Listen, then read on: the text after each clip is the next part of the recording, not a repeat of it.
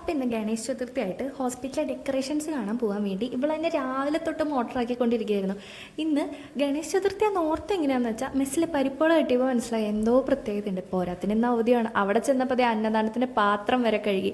കോലം നമ്പർ 1, 2 അങ്ങനെ ഇഷ്ടംപോലെ കോലങ്ങളുണ്ട്. അവിടെ ചെന്നപ്പോൾ ഒരു കല്യാണ മണ്ഡപത്തിനേക്കാൾ സൂപ്പറായിട്ട് ഡെക്കറേറ്റ് ചെയ്ത് വെച്ചേക്കുന്നത്.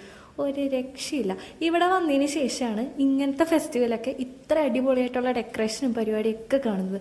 അവിടെ അടുത്തുള്ള സൂപ്പർ മാർക്കറ്റിൽ പോയി ഈ ഒരു ഏരിയയിൽ വന്നു കഴിഞ്ഞാൽ അവിടെ പോയി എന്തെങ്കിലും വാങ്ങണം. പ്രത്യേകിച്ച് ഒരു ആവശ്യമില്ലെങ്കിലും സ്ഥിരമായിട്ട് ഇതൊരു ഹോബിയായി തുടങ്ങി. അങ്ങനെ അടുത്തുള്ള ഹോട്ട് മാർക്കിൽ ചെന്ന് ഇങ്ങനെ കുറേ നേരം മെനു ഒക്കെ നോക്കിയിരുന്ന് എന്ത് ഓർഡർ ചെയ്യാൻ അവിടുത്തെ മെയിൻ സാധനം ബൺചിക്കമായി തന്നെ ഓർഡർ ചെയ്ത് അങ്ങനെ വെയിറ്റൊക്കെ ചെയ്തിരുന്ന് അത് വന്നു. എത്ര കഴിച്ചാലും പിന്നെയും കഴിക്കുമ്പോൾ ഇതിന് ഭയങ്കര ഒരു ടേസ്റ്റും ഇതിലേക്കുള്ള ഒരു അട്രാക്ഷനും തോന്നുന്നത് എനിക്ക് മാത്രമാണോ എന്നറിയില്ല. എൻ്റെ കൂടെയുള്ള ഇവൾക്ക് എന്തായാലും ഇങ്ങനെ തന്നെയാണ്. അങ്ങനെ ബൺചിക്കമ്മയുടെ ആസ്വാദനമൊക്കെ കഴിഞ്ഞ് വാങ്ങിച്ച സാധനത്തിന് കവർ എടുക്കാൻ മറന്നു പോയതുകൊണ്ട് സെക്യൂരിറ്റിയുടെ കൊടുത്തിട്ടാണ് പോയത്.